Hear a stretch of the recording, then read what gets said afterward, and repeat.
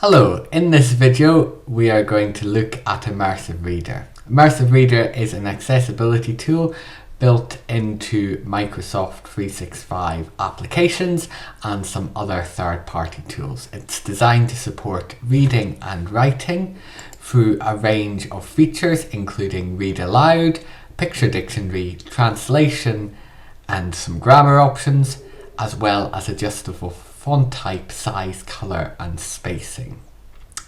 So it can be found in Microsoft applications by going to the View tab, and you'll see a button that says Immersive Reader. So if I click on Immersive Reader, it'll open up and it'll look something like this. So it'll open the text, just the text in the document, and you will be able to first of all hear it back. Holes. Chapter 1 by Louis Satcher. So it can read it back.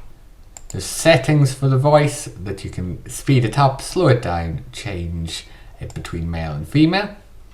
Then there's text preferences.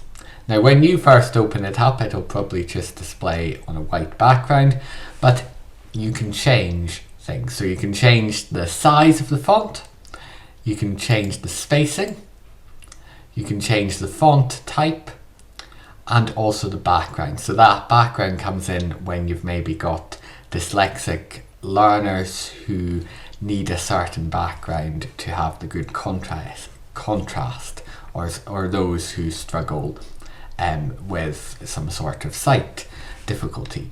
So really useful tools there. There is also in reading preferences, you can get, when it's reading, it'll just show line focus, focusing on individual lines.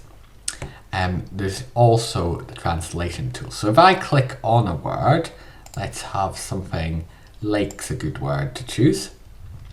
Here I have selected it to translate into Ukrainian. I could select any other language, and it's also showing me a little picture dictionary. So it's showing me a picture of a lake. So I could go to another one, wasteland. There we are.